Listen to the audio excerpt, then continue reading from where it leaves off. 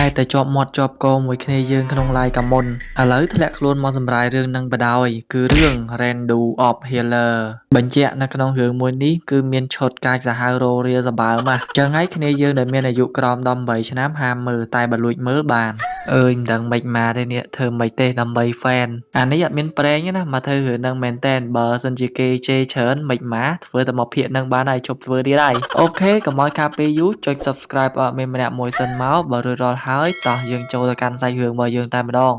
ដំបូងឡើយតួឯកប្រុសរបស់យើងដែលមានឈ្មោះថា Kiyaru នឹងគឺជាហេរ៉ូម្នាក់ក៏ប៉ុន្តែគាត់គឺជាហេរ៉ូដែលមានសមត្ថភាពផ្នែក healing បើនិយាយឲ្យស្រួលស្ដាប់ទៅគាត់គឺមានជំនាញខាងព្យាបាលរបួសឲ្យហេរ៉ូដទៃទៀតអីចឹងណាឧបមាថាបើសិនបើជាមានហេរ៉ូណាត្រូវរបួសដាច់ដៃដាច់ជើងអីចឹងប្រូ Kiyaru របស់យើងនឹងគឺប្រើសិលរបស់គាត់ជួយព្យាបាលឲ្យដោះដៃដោះជើងអីវិញចឹងទៅក៏ប៉ុន្តែអាខ្លួនឯងមានសមត្ថភាពចេះជួយគេចេះព្យាបាលគេចឹងហ្នឹងណាប្រូ Kiyaru របស់យើងនឹងគឺអត់ទទួលបានការកោតសរសើរទេផ្ទុយមកវិញគាត់គឺទទួលបានការគៀបសង្កត់ញើសឈាមគាត់និយាយរួមគឺគ្មាននរណាម្នាក់ឲ្យតម្លៃគាត់នោះទេចាត់ទុកគាត់ដោយសត្វធាតុចឹងមើងងាយដូចឆ្កែដូចឆ្មាដោយនេះហើយប្រូ Kiyaru ក៏ចាប់ផ្ដើមចងគំនុំចង់សងសឹកទៅកាន់ពួកហេរ៉ូទាំងអស់នឹងវិញដែលបានធ្វើបាបគាត់បើសិនជាគាត់អាចធ្វើឲ្យពេលវេលាត្រឡប់ក្រោយបានគាត់នឹងទៅសងសឹកពួកហេរ៉ូទាំងអស់នឹងវិញជាពិសេសគោលដៅទី1របស់គាត់គឺមេអូនម្នាក់នេះបានមើលតែប៉ុណ្្នឹងបានហើយតិចកើតទៅពេលឆ្កែហើយមេអូនម្នាក់នឹងដែរគឺមានឈ្មោះថាប៉នាង Flare កាត់មកដល់ពេលបន្ទាប់យើងឃើញថាប្រូ Kiyaru របស់យើងនឹងបានយកសពអាក្រក់រហូតដល់គាត់នឹងភ្ញាក់ពីដេកនិយាយទៅមួយរយៈហ្នឹងគាត់ដេកយកសពអាក្រក់ចឹងរហូតមិនដឹងថាមកពីមូលហេតុអីនោះទេហើយហេតុផលហ្នឹងគឺដោយសារតែប្រូ Kiyaru គឺបានត្រឡប់ពេលវេលាមកក្រោយវិញហើយក៏ប៉ុន្តែគាត់អត់ទាន់ដឹងខ្លួនថាខ្លួនឯងមកអញ្ចឹងណាអញ្ចឹងហើយទើបបានជាវិញ្ញាណដែលរងការឈឺចាប់របស់គាត់កាលពីលើកមុនហ្នឹងចេះតែមកដាស់គាត់រហូតដើម្បីឲ្យគាត់ទៅសងសឹកកំពុងតែអង្គុយឆ្ងល់ម្នាក់ឯងសុកហ្នឹងបងស្រីចិញ្ចឹមរបស់ប្រូ Kiyaru ដែលមានឈ្មោះថាអាណាហ្នឹងក៏បានចូលមកមើលសួរនាំគាត់ចឹងទៅរួចហើយក៏បានដឹងថាប្រូ Kiyaru ហ្នឹងសបិនឃើញនៅពេលដែលគាត់ខ្លាយទៅជាហេរ៉ូហើយទៅវាយជាមួយនឹងស្ដេចបិសាចដែលនេះបងស្រីអាណាក៏បានបញ្យល់ប្រាប់ប្រូ Kiyaru ថាវាគ្មានអីចម្លែកទេក៏ដោយសារតែប្រូ Kiyaru ហ្នឹងតាំងពីតូចមានក្តីសម័យចង់ខ្លាយទៅជាហេរ៉ូអញ្ចឹងវាចេះតែដេកយកសពឃើញចឹងហើយរួចហើយអ្នកបងអាណាក៏ចង់ដឹងថាបើសិនបើជាប្រូ Kiyaru ពេញវ័យទៅខ្លាយទៅជាហេរ៉ូពិតមែនតើប្រូ Kiyaru ហ្នឹងចង់ធ្វើជាហេរ៉ូអីហេរ៉ូមេកឬក៏ហេរ៉ូអាសាស៊ីនចំពោះប្រូ Kiyaru គាត់អត់ដែលពងចង់ធ្វើហេរ៉ូដែលមានតំណែងខ្ពស់អីពេកទេសុំមកធ្វើល្មមបានហើយអាចហៅលុយបានច្រើនសងគុណអ្នកបងវិញដោយសារតែអ្នកបងអាណាហ្នឹងបានចាំមើលថែបីបាច់ប្រូ Kiyaru ហ្នឹងតាំងពីតូចមកបន្ទាប់មកនៅពេលដែលប្រូ Kiyaru កំពុងតែបេះផ្លែប៉ោមញ៉ាំហ្នឹងវិញ្ញាណនៃការឈឺចាប់របស់គាត់នៅពេលអនាគតហ្នឹងក៏បានអន្តងគាត់ចូលទៅក្នុងព្រៃដើម្បីទៅជួបទេពធីតាម្នាក់នៅពេលដែលទៅដល់ទេពធីតាម្នាក់ហ្នឹងក៏បានប្រទានធម្មពលវិញ្ញាណមួយទៅឲ្យប្រូ Kiyaruដោយធម្មពលនឹងដែរគឺជាធម្មពលភ្នែកវិញ្ញាណវាអាចធ្វើឲ្យប្រូ Kiyaru នឹងមើលឃើញពីធម្មពលរបស់មនុស្សម្នាក់ៗបានបន្ទាប់ពីបានធម្មពលពីទេពធីតាម្នាក់នឹងហើយប្រូ Kiyaru ក៏ចាប់ផ្ដើមដឹងខ្លួនថាគាត់នឹងបានត្រឡប់ពេលវេលាថយក្រោយហើយរូបភាពក៏បានកាត់ទៅមុនពេលដែលគាត់ធ្វើការត្រឡប់ពេលវេលាមកនៅពេលហ្នឹងប៉នាង Flare ប្រូ Kiyaru ជាមួយនឹងបពពួកទាំងប្រមាណអ្នកទៀតហ្នឹងកំពុងតែប្រយុទ្ធតទល់ជាមួយនឹងស្ដេចបិសាចស្រីយើងឃើញថាប៉នាង Flare គឺជាមេក្រុមក្នុងក្រុមហេរ៉ូរបស់គេហ្នឹងហើយប៉នាង Flare ក៏បានបញ្ជាឲ្យអបិសាចដុំដែលមានឈ្មោះថា Bullet នឹងបាញ់កាភ្លើងវេទមន្តសម្ដៅទៅកាន់ស្ដេចបិសាចក៏ប៉ុន្តែស្ដេចបិសាចស្រីក៏បានហោះចុះហោះឡើងគេចផុតឃើញដូចនេះប៉នាង Flare ក៏បានបើក spell វេទមន្តកម្រិតទី7របស់នាងឆ្លៀតឱកាសល្អប៉នាង Flare ក៏បានបញ្ជាឲ្យអូន Blade ចូលទៅចាត់ការបន្ថែមពេលឃើញអញ្ចឹងអូនស្ដេចបិសាចក៏បានប្រើធម្មពលវេទមន្តអាគមខ្មៅដើម្បីតទល់ជាមួយនឹងអូន Blade វិញយើងឃើញថាក្រុមគ្នារបស់អូន Flare របស់យើងហ្នឹងគឺបានប្រើប្រាស់គ្រប់វិធីសាស្ត្រអស់ហើយនៅតែមិនអាចយកឈ្នះអូនស្ដេចបិសាចបានបន្ទាប់មកអូនស្ដេចបិសាចក៏បានវាយពួកគេឲ្យត្រូវរបួសពេលឃើញក្រុមគ្នារបស់ខ្លួនត្រូវរបួសអញ្ចឹងប្រូ Kiyaru អត់បានប្រើធម្មពលវេទមន្តរបស់គាត់ជួយព្យាបាលឲ្យពួកហ្នឹងទេគាត់បែរជាប្រើវាព្យាបាលឲ្យខ្លួនឯងទៅវិញដល់អញ្ចឹងទៅអូន Blade ក៏ចាប់ផ្ដើមស្រែកស្ដីឲ្យប្រូ Kiyaru ណាថាហេតុអីបានជាធ្វើអញ្ចឹងបើទោះបីជាអូន Blade ស្រែកស្ដីឲ្យប្រូ Kiyaru នឹងជួយព្យាបាលឲ្យពួកគេយ៉ាងណាក៏ដោយក៏ប្រូ Kiyaru នឹងធ្វើដូចមិនដឹងធ្វើដូចអត់ខ្វល់ធម្មតាហើយមូលហេតុហ្នឹងគឺដោយសារតែប្រូ Kiyaru រងចាំពេលវេលានឹងអស់រយៈពេល1ឆ្នាំមកហើយតាំងពីដើមឡើយគាត់បានព្យាបាលឲ្យមនុស្សជាច្រើនហើយគាត់តែងតែទទួលបានការឈឺចាប់ទាំងអស់ហ្នឹងត្រឡប់មកវិញដែលហេតុនេះហើយប្រូ Kiyaru មានការភ័យខ្លាចខ្លាំងមែនទែនរាល់ពេលដែលគាត់ប្រើប្រាស់វេទមន្តព្យាបាលរបស់គាត់ម្ដងហើយគាត់ក៏ចាប់ផ្ដើមមានគំនិតចង់ឈប់ប្រើប្រាស់វាជារៀងរហូត ក៏ប៉ុន្តែអ្នកទាំង3ហ្នឹងបានចាប់បង្ខំប្រូខេយារុហ្នឹងឲ្យប្រើប្រាស់វានិយាយទៅមិនចាប់បង្ខំធម្មតាណាសើដាក់ថ្នាំញៀនឲ្យគ្នាស៊ីមិនធំតែដាក់ថ្នាំញៀនឲ្យគ្នាស៊ីឯនៅជ្រៀតធ្វើទរណកម្មគ្នាទៀតនិយាយរួមអ្នកទាំង3ហ្នឹងបានប្រើប្រាស់ក៏ដូចជាធ្វើបាបប្រូខេយារុហ្នឹងដោយសត្វធានអញ្ចឹងជាពិសេសអូនហ្វ្លែធ្វើបាបប្រូខេយារុខ្លាំងជាងគេមកទល់ពេលនេះអស់រយៈពេល1ឆ្នាំហើយវាសមល្មមនឹងធ្វើឲ្យប្រូខេយារុរបស់យើងហ្នឹងស៊ាំជាមួយនឹងថ្នាំញៀនដែលអូនហ្វ្លែហ្នឹងដាក់ឲ្យគាត់ស៊ីអញ្ចឹងមានន័យថាឥឡូវហ្នឹងប្រូខេយារុអាចគ្រប់គ្រងខ្លួនឯងបានហើយឈប់ស្ដាប់តាមបញ្ជាពួកហ្នឹងទៀតហើយគោលបំណងសំខាន់របស់គាត់នៅពេលនេះគឺគាត់ត្រូវតែសម្លាប់ស្ដេចបិសាចដោយខ្លួនឯងឲ្យទាល់តែបានពេលឮអញ្ចឹងអូនប្លេតក៏ចាប់ផ្ដើមឆ្ងល់ព្រោះថាសមត្ថភាពរបស់ប្រូខេយារុហ្នឹងគឺត្រឹមតែជា hero healing ទេតែមានសមត្ថភាពណាទៅវាយជាមួយនឹងស្ដេចបិសាចបានហេមិនប្រកាសណាចាយចាំមើលសិនមើលព្រោះថាប្រូខេយារុរបស់យើងហ្នឹងគឺជា healing ដែរតែមិនមែន healing តើបណានិយាយទៅលក្ខណៈពិសេសរបស់ប្រូខេយារុគឺថារាល់ពេលដែលគាត់ព្យាបាលឲ្យគេហ្នឹងគាត់ទទួលបានបទពិសោធន៍នៃការឈឺចាប់របស់មនុស្សហ្នឹងដូចនេះបើរាប់តាំងពីដើមមកគាត់គឺទទួលបានបទពិសោធន៍ជីវិតរបស់មនុស្សហ្នឹងច្រើនខ្លាំងមែនទែនរាប់អត់អស់នោះទេហើយនៅពេលនេះគាត់អាចបំលែងបទពិសោធន៍ទាំងអស់ហ្នឹងយកមកប្រើប្រាស់ជាក់ស្ដែងបានកំឡុងពេលដែលប្រូខេយារុរបស់យើងប្រយុទ្ធគ្នាជាមួយនឹងស្ដេចបិសាចហ្នឹងប្រូខេយារុក៏បានឲ្យយើងដឹងថាគាត់នៅមានជំនាញពិសេសមួយទៀតដែលគាត់ទើបទៅរកឃើញគឺគាត់អាចប្រើប្រាស់វេទមន្ត healing របស់គាត់ហ្នឹងបំលែងខ្លួនរបស់គាត់ទៅជាណាគេម្នាក់ទៀតក៏បានដែរដោយប្រើតែការគិតរបស់គាត់តែប៉ុណ្ណោះយេប្រូខេយារុលយដែរហ្នឹងដូចសុនអ៊ូខុងដែរហ្នឹងនិយាយទៅចេះទាំង heal ចេះទាំងព្យាបាលខ្លួនឯងផងចេះទាំងទាញ skill គេយកមកប្រើខ្លួនឯងផងឥឡូវនេះមកចេះប្រែកាឡាទៀតអេអែមរបស់គេវេះតាមរយៈ skill ទាំងប្រមាណដែលគាត់ស្វែងរកខ្លួនឯងឃើញទាំងអស់នេះមិនយូរប៉ុន្មានប្រូខេយារុក៏អាចសម្លាប់ស្ដេចបិសាចស្រីនឹងបាននិយាយទៅស្ដេចបិសាចស្រីនឹងមិនមែនជាដៃគូរបស់គាត់នោះទេរួចហើយគាត់ក៏ទទួលបានត្បូងទឹកមួយគ្រាប់ដែលកើតចេញពីបេះដូងស្ដេចបិសាចស្រីហ្នឹងភ្លាមនោះដែរយើងក៏បានឃើញថាពនាងហ្វ្លែគឺបានឈរទះដៃអបអរសាទរប្រូខេយារុនៅពីក្រោយធ្វើមិនដឹងថានាងជាពីរបួសតាំងពីកាលនៅពេលដែលប្រូខេយារុក៏លេចមើលទៅគាត់ក៏បានដឹងថាតាមពិតទៅពនាងលួចលាក់ថ្នាំទឹកមកដបទុកជាបាខ្លួនឯងសោះនិយាយទៅពនាងនឹងក្បាលខូចខ្លាំងមែនតើមិនត្រឹមតែក្បាលខូចទេណារោគចិត្តទៀតទៅមុខទៀតបានដឹងថាពនាងហ្វ្លែនឹងរោគចិត្តប៉ុណ្ណាបន្ទាប់មកពនាងហ្វ្លែក៏បានប្រាប់ឲ្យប្រូខេយារុនឹងបកគលត្បូងទឹកឲ្យនាងដោយសារតែប្រូខេយារុនឹងគឺជាហេរ៉ូថ្នាក់តូចទាបអញ្ចឹងហើយអត់អាចរក្សាទុកត្បូងទឹកនឹងបាននោះទេក៏ប៉ុន្តែប្រូខេយារុអត់ចាញ់បោកមីអូនហ្វ្លែនឹងទេនិយាយទៅគឺគាត់បានដឹងពីគម្រោងការអាក្រក់របស់ពនាងហ្វ្លែនឹងហើយដោយពនាងហ្វ្លែគឺមានបំណងចង់ប្រើប្រាស់ធម្មពលវេទមន្តនៅក្នុងត្បូងនឹងបំផ្លាស់បំផ្លាយការពិតនិយាយទៅអដែងថាពនាងហ្វ្លែនឹងគឺចង់ប្រើប្រាស់ត្បូងវេទមន្តនឹងដើម្បីធ្វើអាក្រក់បំពេញភេជ្ជតារបស់ខ្លួនអញ្ចឹងណាមួយវិញទៀតប្រូខេយារុបានដឹងយ៉ាងច្បាស់ថាត្បូងទឹកបិសាចមួយគ្រាប់ហ្នឹងគឺមានធម្មពលខ្លាំងមែនតើបើនិយាយឲ្យចំទៅវាមានសមត្ថភាពប្រហាក់ប្រហែលទៅនឹងវេទមន្តរបស់ព្រះដែរដោយហេតុនេះប្រូខេយារុចង់ប្រើធម្មពលត្បូងវេទមន្តនឹងទាញពេលវេលាត្រឡប់ថយក្រោយដើម្បីព្យាបាលរបួសផ្លូវចិត្តក៏ដូចជាផ្លូវកាយដែលក្រុមគ្នាពនាងហ្វ្លែហ្នឹងធ្វើបាបគាត់កន្លងមកនិយាយចំទៅគឺចង់សងសឹកពួកហ្នឹងក៏ប៉ុន្តែពនាងហ្វ្លែក៏បានអះអាងថាបើសិនជាប្រូខេយារុធ្វើចឹងបានមែនប្រូខេយារុក៏បាត់ការចងចាំដែរអត់អាចចាំរឿងហៅពីអនាគតបានទេនិយាយរួមបើសិនជាប្រូខេយារុទាញពេលវេលាត្រឡប់ក្រោយបានមែនគឺប្រៀបដូចជាការចាប់ផ្ដើមជីវិតសារឡើងវិញអញ្ចឹងក៏ប៉ុន្តែសម្រាប់ប្រូខេយារុអត់យល់ឃើញអញ្ចឹងនោះទេបើទោះបីជាការចងចាំ memory របស់គាត់នឹងបាត់បង់ក៏ដោយក៏ប៉ុន្តែការឈឺចាប់របស់គាត់គឺមិនអាចបំភ្លេចបាននោះទេនិយាយទៅការឈឺចាប់ដែលគាត់ទទួលបានពីក្រុមគ្នាពនាងហ្វ្លែហ្នឹងវាសាហាវជូរជាតិពេកអញ្ចឹងហើយវានៅតែដក់ជាប់នៅក្នុងបលឹងរបស់គាត់រហូតវាមិនអាចបំភ្លេចបាននោះឡើយពេលឮអញ្ចឹងពនាងហ្វ្លែចាប់ផ្ដើមភ័យខ្លួនបដាឲ្យព្រោះខ្លាចគេសងសឹកបានវិញរួចនាងក៏បានស្រែកជេរប្រូខេយារុថាឈប់ភ្លាមអាចឆ្កែរោគចិត្តអាយ៉ាហ៊ានហៅគេអាចឆ្កែរោគចិត្តផងចាំមើលបន្ទាប់ពីនឹងទៅពនាងឯងហ៊ានហៅគេអាចឆ្កែរោគចិត្តអញ្ចឹងទៀតអត់វេទមន្តព្យាបាលពេលវេលាត្រឡប់ថយក្រោ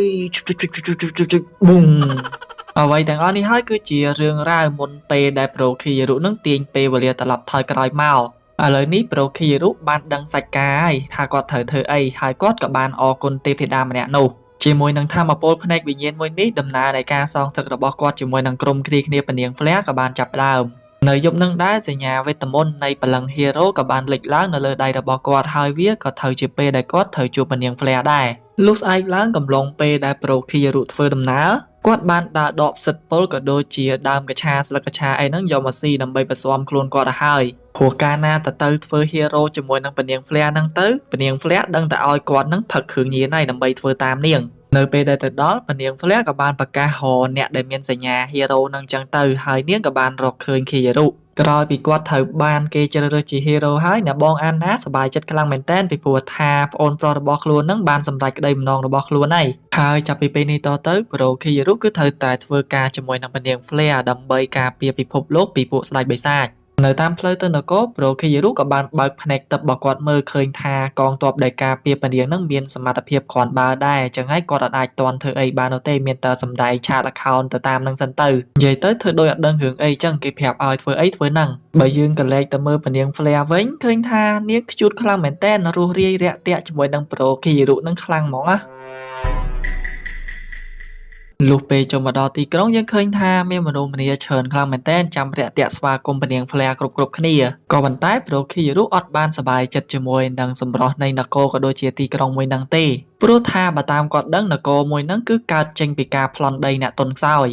ប្លន់ដីគេនឹងមកចូលមេងុំចាប់គេយកមកធ្វើទាសកររបស់ខ្លួនទៀតនៅពេលដែល Prokiru ចូលមកជួបព្រះអង្គនៅក្នុងវាំងគាត់ក៏បានប្រើភ្នែកទឹករបស់គាត់មើលឃើញថាព្រះអង្គនឹងគឺមានសមត្ថភាពខ្លាំងប្រកែកអស្ចារ្យខ្លាំងមែនទែនប្រៀបដូចជាបិសាចអញ្ចឹងហើយបើសិនបើជាគាត់ចង់ធ្វើឲ្យនាង Flare ក៏វារៀងពិបាកដែរលុះត្រាតែព្រះអង្គអត់នៅនឹងទៅវាជាឱកាសល្អមួយវិញទៀតនាង No ដែលជាបងប្អូនស្រីបង្កើតជាមួយនឹងនាង Flare ហ្នឹងគឺកំពុងតែសិក្សារៀនសូត្រនៅក្នុងនគរផ្សេងដែលហើយនេះហើយ Prokiru រៀងសប្បាយចិត្តជាងមុនបន្តិចព្រោះថាគាត់មិនបាច់ចាំឈឺក្បាលគិតជាមួយនឹងនាង No នឹងច្រើនបន្ទាប់ពីព្រឹត្តិការណ៍បាន scan user scan គេវិភាគវិតម្លៃធម្មពលរបស់ Prokiru ហើយព្រះអង្គក៏បានឲ្យងារពិសេសទៅកាន់ Prokiru ដោយព្រះអង្គបានតែងតាំង Prokiru នឹងធ្វើជា Hero of Recovery បកប្រែជាភាសាឌូបៃថាគឺជា Hero គឺជាវីរបុរសនៃការជួយសង្គ្រោះហើយពីដឹងថា Prokiru មានធម្មពល healing នាង Flare ដូចរៀងមិនទេដូចជាមិនសូវពេញចិត្តសោះរួចហើយព្រះអង្គក៏បានផ្ដល់ភារកិច្ចដំបូងទៅឲ្យ Prokiru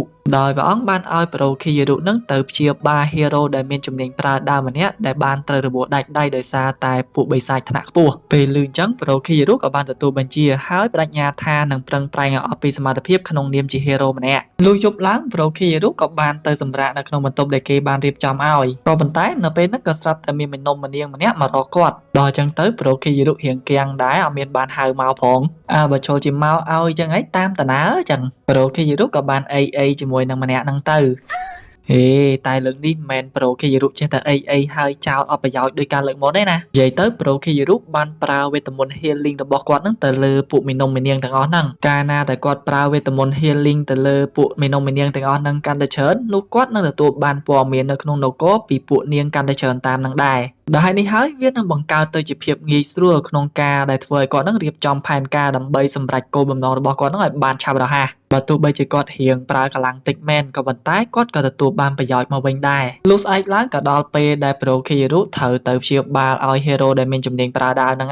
ហើយ hero ម្នាក់ហ្នឹងដែរគឺមានឈ្មោះថា Onkurihaបន្ទាប់ពីបានណែនាំខ្លួនគ្នាទៅវិញទៅមកហើយ Prokiru ក៏បានចាប់ផ្ដើមយើងឃើញថាវេទមន្ត healing របស់ Prokiru នឹងគឺអាចព្យាបាលដៃរបស់ Onkuriha ឲ្យដោះឡើងវិញបានពិតមែនក៏ប៉ុន្តែ Prokiru ក៏បានដួលសន្លប់ភ្លាមក៏ដោយសារតែគាត់នឹងបានស្រូបយកភាពឈឺចាប់របស់ Onkuriha ចូលមកក្នុងខ្លួនរបស់គាត់ដូចគ្នាមិនត្រឹមតែស្រូបយកភាពឈឺចាប់របស់ Onkuriha ឯងសូម្បីតែជំនាញ skill ដាវរបស់នាងនឹងក៏ Prokiru អាច copy យកមកបានដែរទាស់ត្រង់ថាឥឡូវហ្នឹងគាត់អត់ទាន់អាចគ្រប់គ្រងបានពេលឃើញ Prokiru ដួលសន្លប់ចឹង Onkuriha មានការបារម្ភជាខ្លាំងក៏ប៉ុន្តែអាតាព្រឹត្តិការណ៍ជាមួយនឹងនាង Flare ហ្នឹងក៏បានខាត់នាងអត់ឲ្យនាងចូលមកចិត្ត Prokiru នោះទេដោយអ្នកទាំងពីរបានប្រាប់ឲ្យ Onkuriha ទៅសម្រាប់សិនទៅ Prokiru ចាំឲ្យពួកគេជាអ្នកមើលមុននឹងចេញទៅ Onkuriha ក៏បានសម្ដែងការដឹងគុណយ៉ាងធំធេងចំពោះ Prokiru បើមិនបាន Prokiru ជួយព្យាបាលឲ្យនាងទេម្ល៉េះហើយនាងមិនអាចចាប់កាន់ដាវជាលើកទី2បាននោះឡើយនៅពេលដែល Onkuriha ចេញទៅផុត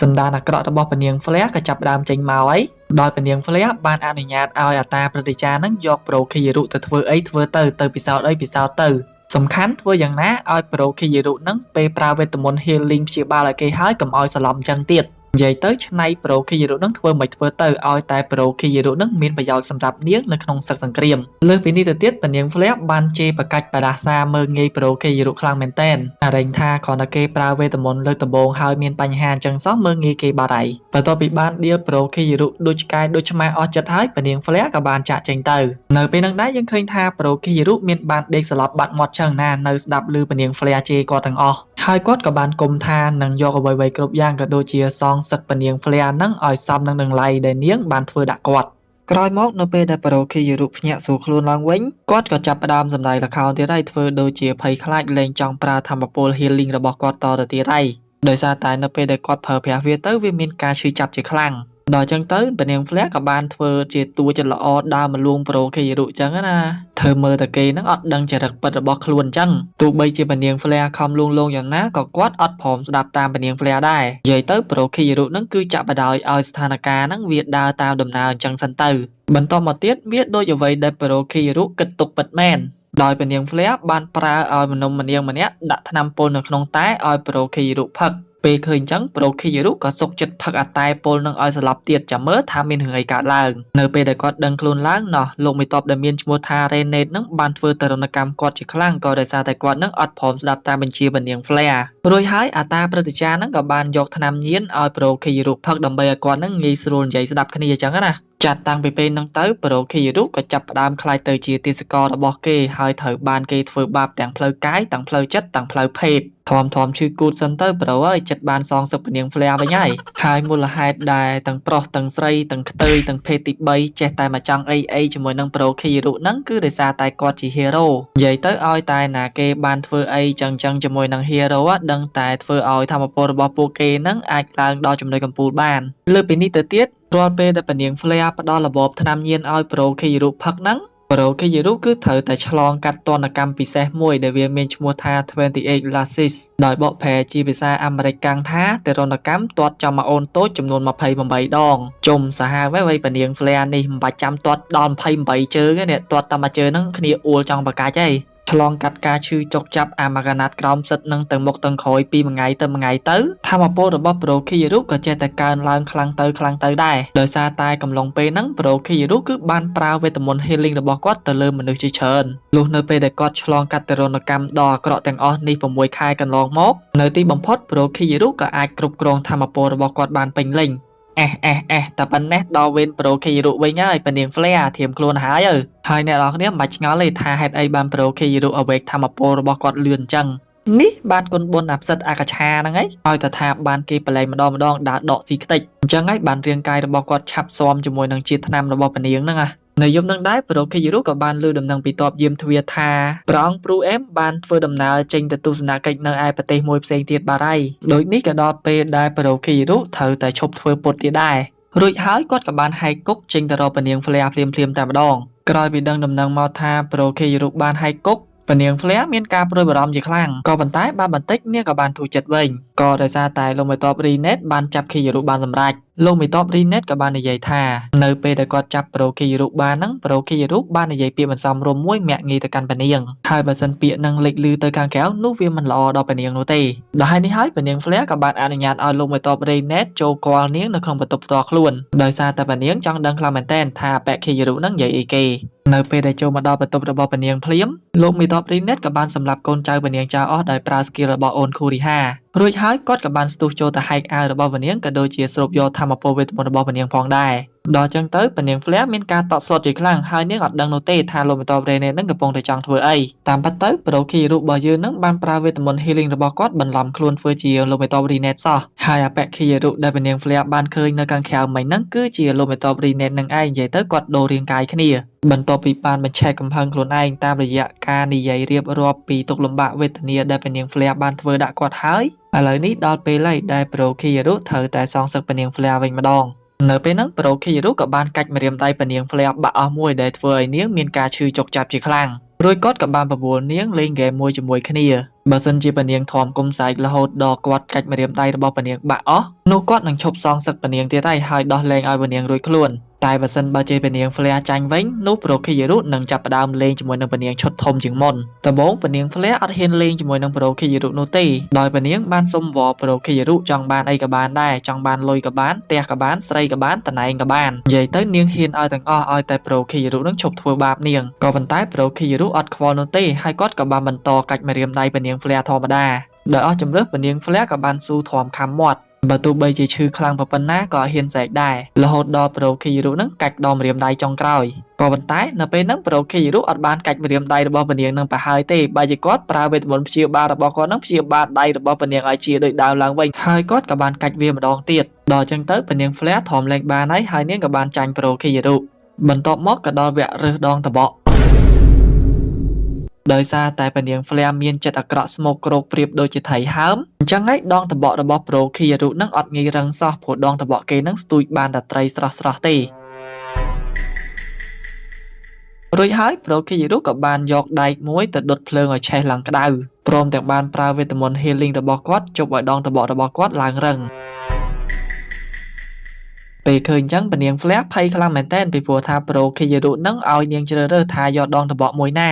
ដោយគ្មានជំរើសមិនអាចធ្វើអីបានពនាង Flare ក៏បានសុខចិត្តជ្រើសរើសយកដងតបករបស់ Pro Kiyaru គ្មានអាណាភ្លើទៅលេងមួយភ្លើងទេវ៉េក្រោយពីបានធ្វើបាបពនាង Flare ធ្វើឲ្យពនាងស្ទើរខ្លាយទៅជាមនុស្សឈួតអស់ចិត្តអស់ចង់ហើយ Pro Kiyaru ក៏បានប្រើវេទមន្តរបស់គាត់ផ្លាស់ប្ដូរមុខមាត់ក៏ដូចជាលុបការចងចាំរបស់ពនាងចោលអត់ឲ្យពនាង Flare មាននៅលើពិភពលោកនេះតទៅទៀតនោះទេហើយពនាង Flare នឹងខ្លាយទៅជាមនុស្សថ្មីតាមបម្រើធ្វើទាសកររបស់គាត់អស់មួយជីវិតនៅទីបំផុត Pro Kiyaru គឺបានស្គាល់រសជាតិនៃការសងសឹកដ៏ឆ្ងាញ់បំផុតនៅក្នុងជីវិតរបស់គាត់ហើយក្រោយពីហេតុការណ៍ទាំងអស់នឹងបានកន្លងផុតទៅPro Kiyaru ក៏បានរៀបចំស្ថានភាពคล้ายៗដើម្បីទម្លាក់កំហុសទាំងអស់ទៅលើលោកមេតបរេណេតដោយគាត់បានប្រើវេទមន្តទៅលើសាកសពពីរអាមួយធ្វើជាពនាង Flare ស្លាប់ហើយអាមួយទៀតធ្វើជាលោកមេតបរេណេតនៅពេលដែលធ្វើឃាតពនាង Flare ហើយគាត់ក៏បានសម្លាប់ខ្លួនឯងចោលតែតាមពិត Pro Kiyaru នឹងយកពនាង Flare មកដើរតាមគាត់ធ្វើអ្នកបម្រើគាត់សោះហើយចំពោះរឿងដែលគាត់ត្រូវធ្វើទៅមុខទៀតគឺគាត់ត្រូវតែទៅសងសឹកអូនប្លេតជាមួយនឹងអាប៉ែប៊ូឡេតព្រោះពីរអ្នកហ្នឹងនៅក្នុងពេលអនាគតក៏ធ្លាប់ធ្វើបាប Pro Kiyaru អត់ចាញ់ពនាង Flare ប្រមាណនោះដែរមួយវិញទៀតគឺគាត់ចង់ទៅជួបស្ដេចបិសាចស្រីដោយសារតែការនៅពេលអនាគតនាងហាក់បីដូចជាមានលាក់បាំងរឿងអ្វីម្យ៉ាងជាមួយនឹង Pro Kiyaru ដោយហេតុនេះហើយ Pro Kiyaru ត្រូវតែអភិវឌ្ឍខ្លួនឲ្យខ្លាំងបំផុតតាមតែអាចធ្វើបានកំពុងតែគិតសុកហ្នឹងពនាង Flare ដែលមានមុខមាត់ថ្មីក៏បានដឹងខ្លួនឡើងក៏ប៉ុន្តែនាងអត់បានចាំរឿងអីខ្លះនោះទេសូម្បីតែខ្លួនឯងហ្នឹងក៏មិនដឹងថាជាណាគេដែរដល់ចឹងទៅ Pro Kiyaru ក៏បានកុហកក៏ដូចជាដាក់ឈ្មោះថ្មីឲ្យនាងដោយនាងមានឈ្មោះថា Freya គឺជាអ្នកបម្រើរបស់គាត់លើពីនេះទៅទៀតអាប៉ែ Kiyaru នឹងក៏បានអូសកាឡាអីជាមួយនឹងអូន Freya ហ្នឹងដោយគាត់បានបោកនាងថាបើសិនបើជានាងចង់ចងចាំរឿងរ៉ាវគ្រប់យ៉ាងត្រឡប់មកវិញលុះត្រាតែពួកគេនឹងគេងជាមួយគ្នានិយាយអាប៉ែ Kiyaru នេះវៃថាពីមុនទៅធ្វើបាបគ្នាសងសឹកគ្នាហើយឥឡូវគ្នាបាត់ការចងចាំអស់ហើយនៅមកបោកគ្នាទៀតហើយឯអូន Freya ហ្នឹងក៏ចេះតែជឿតាមអាប៉ែ Kiyaru ហ្នឹងទៅធ្វើម៉េចបើគ្នាគ្មានដឹងលើអីផងគេថាម៉េចអញ្ចឹងហីអូខេហ្នឹងហើយអ្នកនរគ្នា admin សូមបញ្ចប់សាច់រឿងរបស់យើងទៅត្រឹមហ្នឹងសិនហើយមើលទៅមុខទៀតវសម័យសឹកកាយ៉ៅដៃអស់បើសិនជាអ្នកគ្នាពេញចិត្តពេញថ្លើមចង់ឲ្យ admin ធ្វើរឿងចឹងតទៅមុខទៀតកុំភ្លេច comment ប្រាប់ admin ផងតែបើអត់ទេកុំភ្លេច comment ពាក្យថា no មកតែហ៊ានតែ no ច្រើនជាង admin នឹងឈប់ធ្វើរឿងហ្នឹងតទៅទៀតហើយតែបើថា yes ច្រើនអាហ្នឹង admin ធ្វើតទៅមុខទៀតជាចុងក្រោយអរគុណដល់អ្នកនរគ្នាដែលបានតាមដានទស្សនាវីដេអូមួយនេះតាំងពីដើមរហូតដល់ចប់ជម្រាបលាអ្នកនរគ្នាជួបគ្នានៅវីដេអូក្រោយ May the God bless you